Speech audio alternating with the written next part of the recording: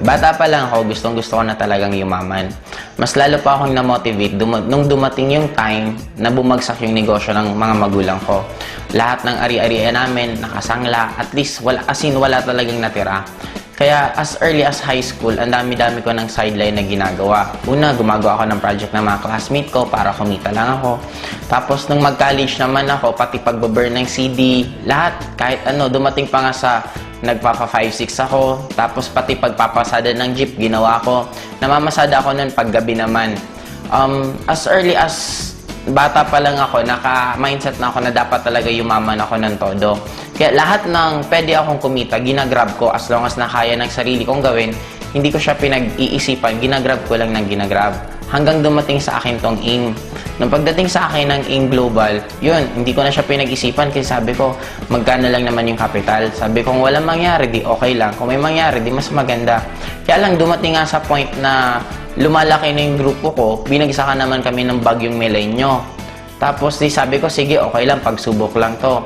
Nakapalaki uli namin yung grupo namin, kaya lang riming naman yung bumagsak. Kaya parang sabi namin, parang ayaw talaga tayong pakitain. Kasi nga, ang kalaban natin, kalamidad na, hindi na ibang tao or ibang company. Kaya lang, isa lang yung pumasok sa isip namin. Sabi namin, kung malalagpasan namin to, what more yung iba pang mga problema, mas madali na yun. Kasi ito yung pinaka-worst.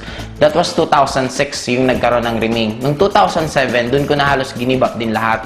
Birthday na birthday ko, nasa Lucena ako, nagpipresent ako. Basta ang dami kong ginawa na minsan hindi ko pa ginawa sa tanang buhay ko. Pero 2007, yun din yung time na nagkaroon ako ng first car ko. Yun din yung time na first time ko makapunta ng Hong Kong. Hanggang tuloy-tuloy na. 2008, yun, 2009, makabila ako ng second car. Ngayon, kumikita na ako ng 7 figures a month. Kumbaga parang sabi ko, parang kailan lang. Dati nag-uumpisa kami, parang asin motor lang talaga dala-dala ko na i-ultimo lahat ng downline, wala din. Ako lang yung may motor, yung motor ko pa hindi pa ganun kagandahan. Kaya wala talagang maniwala-niwala sa amin. Pero ngayon, sobrang amazed na ako kasi lalo na dito sa lugar namin, kung mag-i-invite kami ng tao, diretsuhan na talaga. Pag tinanong kami kung anong ginagawa namin, sinasabi namin networking. Tapos, ang good thing ngayon, meron na kaming sariling identity. And by next year din, bibili na ako ng sariling building na doon na namin ilalagay mismo yung opisina ng AIM Global. Kung mga first time in the history of networking dito sa lugar namin, ang dami namin kumitang tao na nagkaroon ng sasakyan and bibili din ako ng resort para susunod doon na kayo magkakandak ng training. At yung mga grupo ko from other na place, pwede silang pumunta dito para maipasyal ko rin. Ang point ko kasi, iba pala talaga pag kumikita ka ng pera. Darating sa point na halos hindi mo na sa'yo importante yung pera. Ang pinaka-importante na lang sa'yo is yung convenient ng buhay mo. Ngayon, imaginein mo guys, by next year, ang isa pa sa plano ko, bibili kami ng yate. Kasi meron ng parking dito sa amin. Sabi ko nga, talagang lakas ng attraction ko. Kasi inuna muna yung parking ko bago yung yate kong bibilhin. And I'm proud to be alive sa walang ibang numero 1 networking company. AIM Global ang power. Grabe! And third din po is bibiling ko this coming December is Hummer. Sobra po akong talagang naa-amaze kasi sobrang laki po. Ang halaga po niya sa around 6.8 million. Isang sasakyan lang po. And ang kagandahan pa po ngayon, yung lifestyle na kahit saan pwede kang pumunta. Imagine mo guys, tuwing pumupunta ako sa magagandang lugar, tina-timing ko na halos konting tao. Kasi bakit? Para hindi masyadong magulo. Pumupunta ako, namamasyal ako weekdays. Guys, grabe guys! First time Asian Cross. Woo!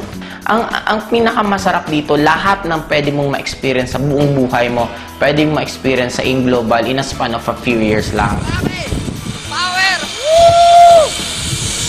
Kakatapos lang namin magyate. Ngayon, hindi mo ba gagawin namin?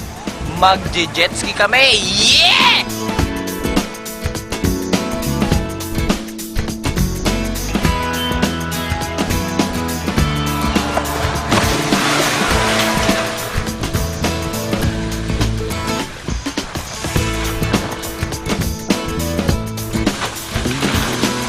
Kumbaga, yun yung nabigay sa amin na buhay because sa desisyon namin na gawin yung AIM Global at trabahuhin. Next year, US kami. Sobrang excited ako kasi talagang first time ko makakapunta sa US na ni minsan hindi man lang pumasok sa isip ko na makakarating pala ako. Pero dahil sa AIM Global, binigay nila lahat sa amin yan. Kung meron pa sa inyo yung nag-iisip, actually dapat huwag nyo na siyang pag-isipan.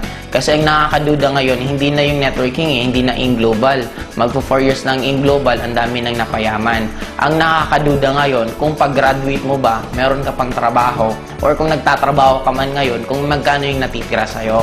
Ano yung point ko? Ang point ko lang, eto na yung nakikita nyo na yung result. Bakit kailangan nyo pang pagdudahan? Ang kailangan nyo na lang gawin, paniwalaan nyo. Kagaya ng mga iba kong friends, it took them 2 years bago nagsipag-join. Pero after 2 years yun, ngayon sila naman yung mga bibili ng sari-sariling sasakyan. Yun pala yung kagandahan sa AIM. Pag once naniwala ka at trinabaho mo, meron at meron at meron talagang mangyayari.